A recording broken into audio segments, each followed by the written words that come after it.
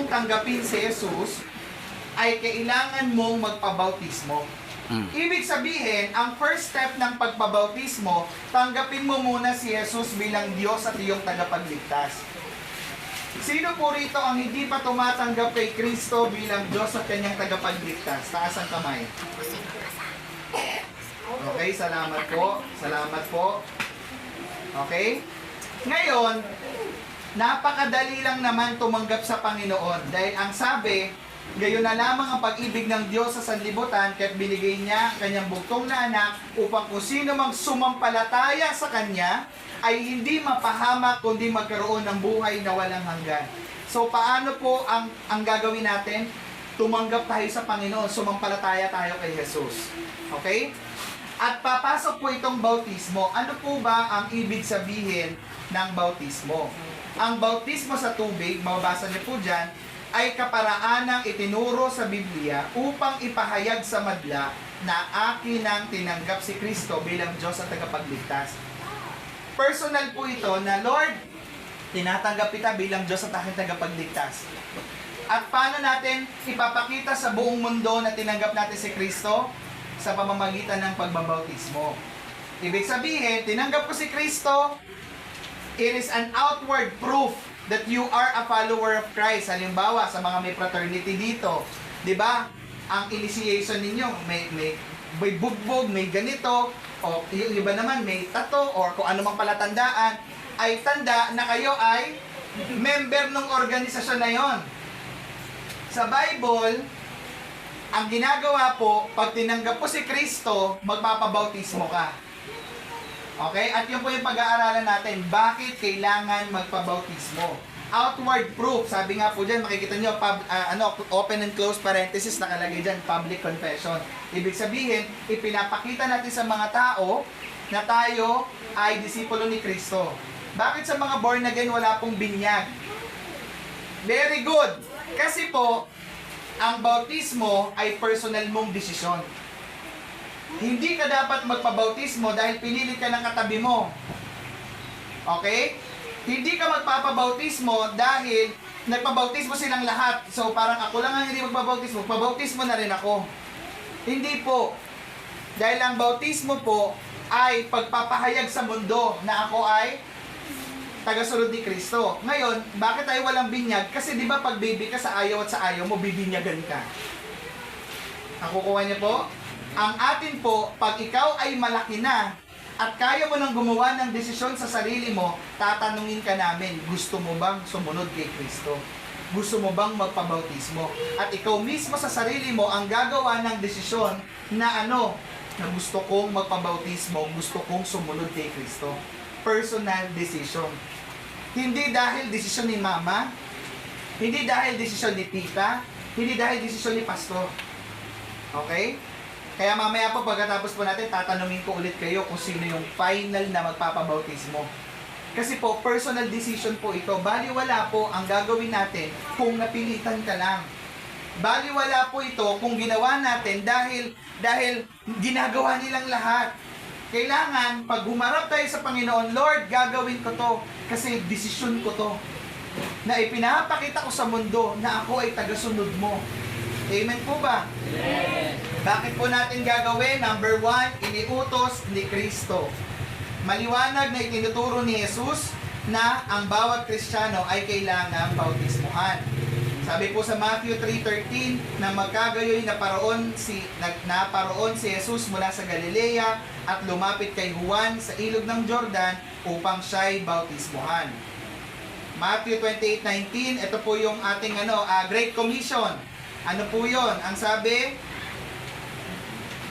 dahil dito'y magsiyaon nga kayo at gawin ninyong mga alagad ko ang lahat ng bansa, sila'y inyong bautismuhan sa pangalan ng Ama, ng Anak at ng Espiritu Santo. Ibig sabihin, ang bautismo sa tubig po ay iniutos po ni Lord. Kung si Jesus nga mismo na bautismuhan, ikaw pa kaya, tayo pa kaya na follower ni Lord?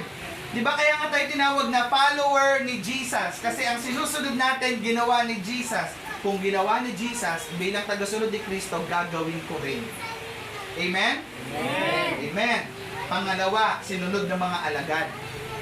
Sabi po ni Pedro sa mga tao, magsisi at magpabautismo ang bawat isa sa inyo, sa Gawa 2:38. Ito yung pinakaunang sermon niya sa iglesia. Si Felipe naman na isang diakono, nagpabautismo. Kaya po, kung ginawa ng mga alagad noon, tayo na alagad ngayon, sinusunod din natin. Amen po ba? Amen. Pangatlo po, ang bautismo sa tubig ay kailangan ng lahat ng Kristiyano. Bakit? Ito po ay pagpapakita na ikaw ay bagong Kristiyano na. Alam niyo po, nung una akong binautismuhan, ang imagination ko ay ganito. Habang umaagos yung tubig, yung dati kong pagkatao, isinama na. Nakukuha niyo po? Yung dating ako na hindi nakakalugod sa Panginoon, nung binautismohan ako, kasi po, paano po magbautismo? Ilulubog po kayo sa tubig. Hindi po ganun ha. Ganon. Ganon. Okay? Sample nga. Kunyari lang may tubig. Ganito po ang usually ginagawa namin. O, kunyari nasa tubig na kami hanggang dito. Siyempre, pag ganon lubog na agad yun. Ganon lang yung ulo mo, lubog ka na. Okay? Ibig sabihin po kasi, submerge to the water. Ibig sabihin, ilulubog sa tubig. Ngayon, ang usual na ginagawa, ganito. Yan. Ganito pala. Yan. Para hindi pumasok yung tubig sa ilong mo. Yan. Tapos, usually ganito po ginagawa ko. Ikaw ba, ipinapahayag mo ba si Kristo Jesus bilang iyong Diyos at tagapagligtas? Amen. Siyempre, pag hindi, tapos na tayo agad. Kasi hindi mo naman pala pinapahayag si Lord nakahawak ha. Ipinapahayag mo ba na ikaw ay tagasunod ni Kristo? Amen. O, kunyari, hawakan niya, binabautismo kita sa ngalan ng Ama, ng Anak at ng Diyos Espiritu Santo. Amen. Ganun. Grabe, talagang sineryoso niya. Salamat po. Nung nilubog ka doon, nung umahon ka, wala na pati dati mong pagkatao. Amen? Siyempre, hindi naman yan yung, wala na talaga yung pag-gano'n mo. Sino kayo? Sino ako? Hindi ganon. Symbolically, pinatawad ako ni Lord, nilinis niya ako sa tubig. Amen? At binigyan niya ako ng bagong buhay. Nakuha niyo po? Kaya po ang bautismo po ay pagpapakita na bago na tayong Kristiyano. Amen po ba? Amen. I hope na na-excite kayo magpabautismo dahil pag nilubog kayo doon, pag ahon nyo, I am a new creation. Bagong Kristiyano na ako. Okay? Number 2, ang bautismo sa tubig ay pagpapakita ng mga bagong Kristiyano na kasamang namatay ni Kristo. Ibig sabihin po, nung nilubog ka doon, naalala nyo na namatay si Kristo Jesus at nabuhay namang muli. Ganon ang picture nun. Nilubog ka, nabuhay ka namang muli. Amen? Kaya nga bago ka ng Kristiyano bago na yung pagkatao mo. At pangatlo, ang bautismo sa tubig, pagpapakita na kasama kang nabuhay muli. Hiniga ka, tumayo ka ulit. Amen po ba? At yung pang-apat ay palatandaan na ikaw ay lalakad na sa bagong buhay. Alam niyo po, ang dami po naming nabautismohan na nangyari? Pagka-bautismo, walang nangyari. Lasinggero pa rin. Lasinggero pa rin. Yung talo mo pa yung kotse sa umuusok mong bibig, nung binautismohan, gumrabe yung usok. Hindi po dapat ganon. Dahil tayo po dapat nagbabago ng buhay. Amen? Sa iba sa katayo mo, magbagong buhay ka na. Kuha niyo po? Oo. At ang paraan po ng pagbabautismo, yung sinabi ko nga po sa inyo, ay lumulusong sa tubig, isinasubmerge. Okay po? O, dito po tayo sa English. On the water. Everybody say water. Water. Ayan. Maikli lang po ito. Gusto ko lang po kasi maunawaan po ninyo. So, ano po yung ibig sabihin ng bautismo para po maaalala po ninyo? Remember, water. Everybody say water. Water. Ano po yung W? Willingness. Anong water ka? Number 1 is willingness. Everybody say willingness. Willingness. Ibig sabihin po, ang pagbabautismo ay ginagawa dahil ikaw ay willing. Ito yung sinasabi ko sa inyo kanina, hindi yung napilitan ka lang. Okay? Huwag po kayong magpabautismo kung napilitan lang kayo. Kasi wala po yung kwenta. Amen? Wala po yung kwenta. Hindi po tayo naglalaro dito. Ginagawa natin to na may kabanalan dahil ginawa to ni Kristo. Kaya po, pag nagpabautismo tayo, gagawin din natin ng may kabanalan. Na Lord, gusto kong gawin to kasi gusto ko. At nag-decide ako sa sarili ko. Alam niyo ba, kaya nga tayo binigyan ni Lord ng utak para magpasya. Naalala niyo po, bakit di pinigilan ni Lord si Eva at Adan na kainin yung pinagbabawal na prutas? Kasi, kaya ka nga binigyan ni Lord ng utak para ikaw ang magpasya. Kasi kung si Lord magpapasya, robot ang tawag sa atin. Amen? Amen. So, araw-araw po tayong gumagawa ng pagpapasya. Magbibisyo o hindi. Magsisimba o hindi. Diba? Magiging blessing sa kapwa o hindi. Magsasalita ng maganda o hindi. Laging dalawang pagpipilian. Babangon o hindi. Magpapatuloy o hindi. Piliin po natin out of our heart. Acts chapter 2 verse 41. So those who received His word were baptized, and they were added that day about 3,000 souls. Nung sila po ay tumanggap, nung panahon po na ito, naniwala sila sa salita ng Diyos, naniwala sila doon sa nagbabahagi, hindi sila pinilit, na unawaan nila, nagpabautismo sila. Acts chapter 8 verse 12, when they believed Philip as he preached good news about the kingdom of God and the name of Jesus, they were baptized, both men and women. So nagtuturo si Philip, kikinig yung mga tao, naniwala sila sa salita ng Diyos, naniwala sila sa pinipreach ni Philip. Ano pong next? Nagpabautismo sila.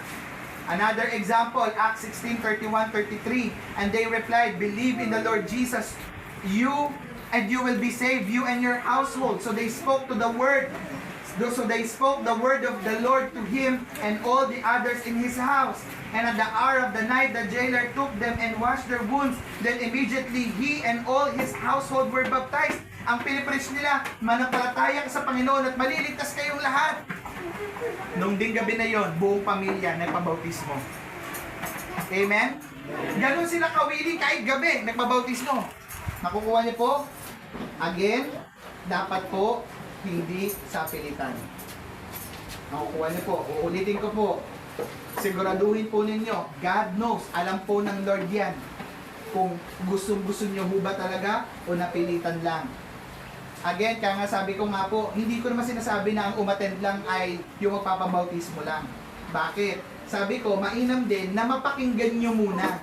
Para sa susunod naman, sa susunod na taon, o di natin alam, pag marami, sabihin ni Pastor, oh Pastor, ang dami pong magpapabautismo, 10, magbautismo tayo. Pwede natin gawin anytime. Pwede nga na pag tumanggap ka kay Kristo, lumubog na tayo dyan eh. Nasa tapat nyo lang yung tubig eh. Ang pinaka-importante rito, willingness. Ginagawa ko to kasi gusto ko. Personal decision ko to. Nakukuha niyo po? Amen. Letter A, adherence. Ano po ang ibig sabihin ng adherence? Pananampalataya at pagsunod. Ito po yung kanina na kung si Jesus nga, binautismohan, ikaw na tagasunod ni Kristo, magpabautismo ka din. Okay? Acts chapter 10:48. So they ordered that they were baptized. They asked Peter to stay with them for a few days. Si Peter, binaptize niya. Alam niyo, nag-request sila, Peter, huwag ka munang umalis. Bakit? Kasi i-baptize mo kami. Kuha niyo po, Matthew 16:16, whoever believes and is baptized will be saved. But whoever does not believe will be condemned. Okay? Tandaan niyo po na dapat bunga palagi ng pananampalataya mo yung pagbabautismo mo. Kaya nga po tinatanong ko rin sa pastor, gaano na katagal umaattend dito? Kasi baka mamaya, 1 linggo pa lang, 2 linggo pa yan, hindi pa nga niya kilala mismo si Lord, nagpabautismo na. Nakuha niyo po? Ang bautismo ay bunga ng pananampalataya mo sa Panginoon. Uulitin ko po, kaya nga willing kang magpabaptize eh. Bakit? Kasi kilala mo si Jesus, kilala mo si Lord. Okay? Ano po yung letter W ulit? Willingness. Willingness. Ano pong ibig sabihin nun? Hindi napipilitan. Sabi mo sa katabi mo, hindi napipilitan. Hindi nabibigyan. Hindi tinulak. Ano po yung letter A? Adherence. Yes. Ano po ibig sabihin nun? Pagsunod. Letter T, katotohanan. Ano po ba ang water baptism? Makinig po kayo mabuti.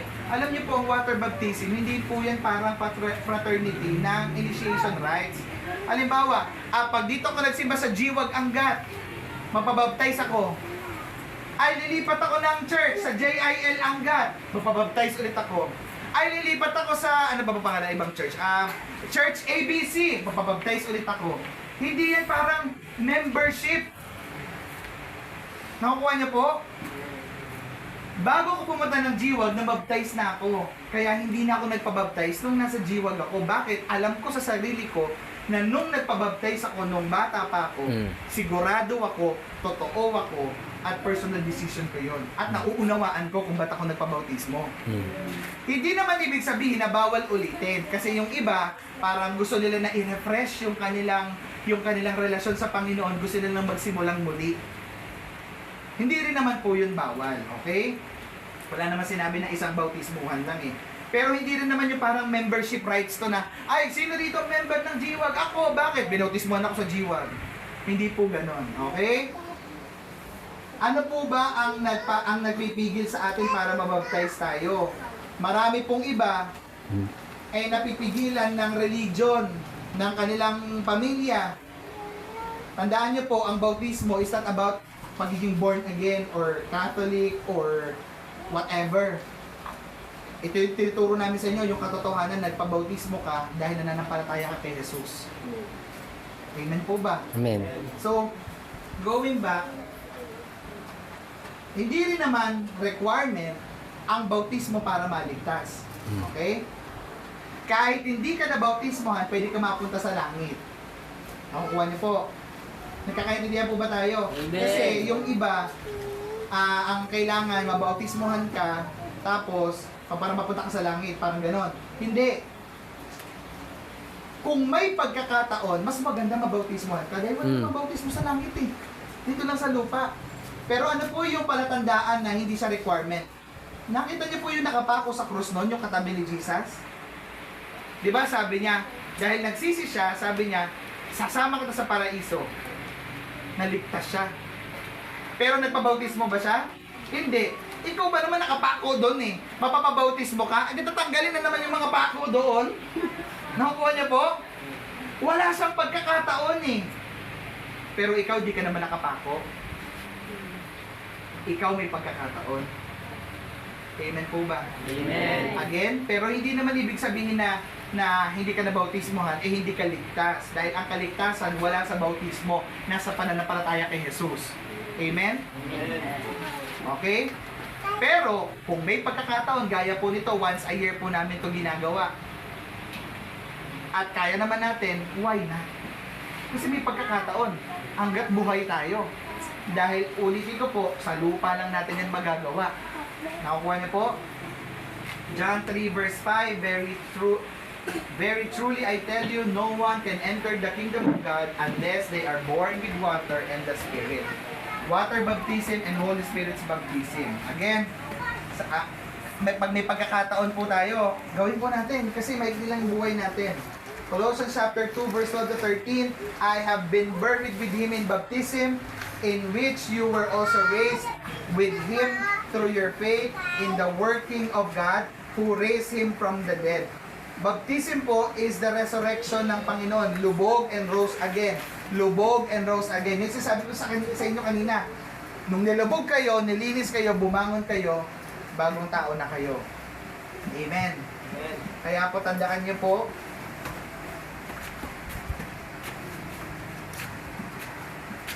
ano po itatandaan niyo? Tandaan niyo po na ang pagsunod sa Panginoon ang importante. Hindi porket na-baptize ka, bago na buhay mo. Nasa desisyon mo yon. Pero maganda dapat, dahil na-baptize ka, mag-desisyon ka na hindi lang manampalataya sa Panginoon, kundi humingi ng tulong sa Banal na Espiritu, Lord, baguhin niyo po ako. Kasi bagong tao na ako. Nakukuha niyo po? Meron po isang story sa Bible, Acts 8:36-38. As they traveled along the road, they came to some water, and the eunuch said, "Look, here is water. What can stand in the way of my being baptized?" Sabi niya, naku, may tubig! Habang dumadaan sila sa kalsada, nakakita sila ng tubig, at sabi niya, may tubig! Ay, ibautismo na ako ngayon. Kasi may tubig. Hindi na siya nag-antay pa ng next year, next week. Sa susunod, pag nakarating na sila sa pupuntahan nila, ano po nangyari? Nang nakakita siya ng tubig, sabi niya, stop mo ko, may tubig, ibautismo muna ako. Ganun niya gusto. Amen? 22. Acts 22:16, and now what you're waiting for? Get up, be baptized, wash your sins away, calling on His name. Sabi sa Tagalog, ano bang inaantay mo? Tumayo ka na, magpabautismo ka na, lilinisin ng Diyos yung kasalanan mo, tumawag ka sa pangalan ni Kristo. Amen? Kaya po, hinihikayat namin kayo magpabautismo. But again, from the heart. Okay? Hindi napilit ni Big Brother. Okay? And letter E po. Dalawa na lang. Letter E, exemplify. Meaning to set an example. Dadami yung mga mananampalataya dito, pero paano sila magpapabautismo? Kayo nga na original dito, hindi nga nagpabautismo Diba? Baka sabihin niya, uy, magpabautismo ka! Ikaw nga, hindi Kuha niyo po?